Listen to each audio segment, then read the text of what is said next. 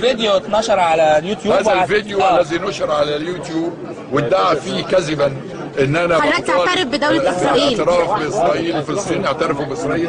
هذا فيديو مكذوب ولا علاقة له. We should any government come we should respect what the agreement without the state, Egyptian state and other states should respect. Even they refuse, but should respect. So you support the existence of yes. Israel? You accept the existence of Israel? Yes, I accept to make ceasefire between Palestinians and Israelis.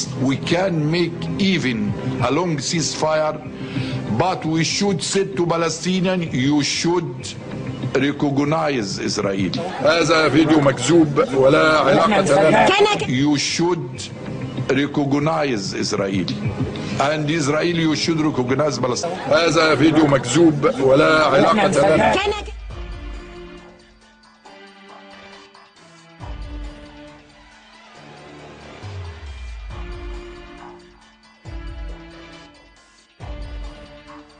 هذا فيديو مكذوب ولا علاقة له.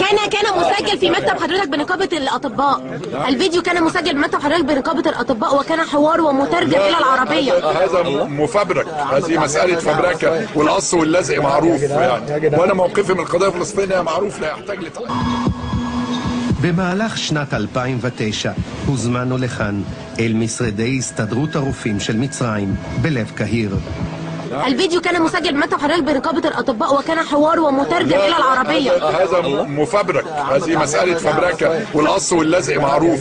לכן חלפו חודשים עד שהצלחנו לפגוש לראיון את האיש הזה, עבד אל-מונעים אבו אל-פתוח.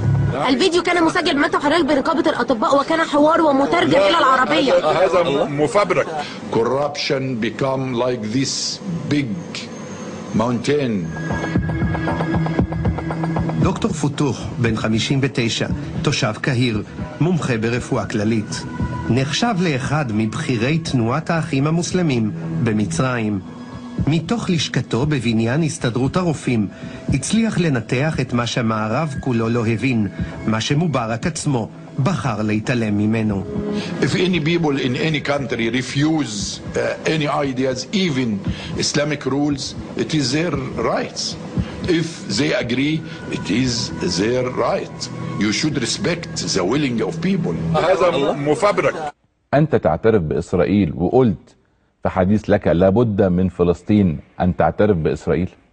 أنا لا أعترف بإسرائيل حتى الآن. You should recognize Israel. أنا لا أعترف بإسرائيل حتى الآن. You should recognize Israel. ولن أعترف بإسرائيل. وعدم اعترافي كمواطن مصري لأن دي عقيدتي، لا أكذب على شعبي عليها. recognize Israel.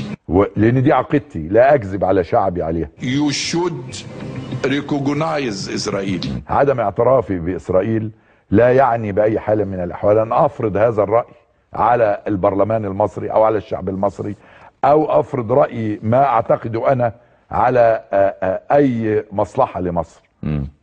فبالتالي اللي وضع وتفبرك للأسف الشديد على اليوتيوب and Israel you should recognize Palestine. اللي وضع وتفبرك للأسف الشديد على اليوتيوب، وده قامت بيه بعض الحملات. انا بعتبره مين يا فندم اللي فبركه؟ عملية تشويه للأسف الشديد. مين اللي فبركه؟ لا انا ما اعرفش، انا مليء دي. لا انا ما اعرفش، انا مليء دي. هل ده مرشحين منافسين ليك؟ قيل لي هذا ان مرشحين منافسين فبركوا هذا ووضعوه على اليوتيوب. اللقاء نفسه اللي اتعمل مع الدكتور عبد المنعم الفتوح، وده كان موجود في دار الحكمة اللي فيها مكتب الدكتور أبو الفتوح، لأنه هو بيرأس اتحاد الأطباء العرب. ده حسب ما ظهر على الشاشة في أثناء اللقاء نفسه، ده معمول سنة 2009.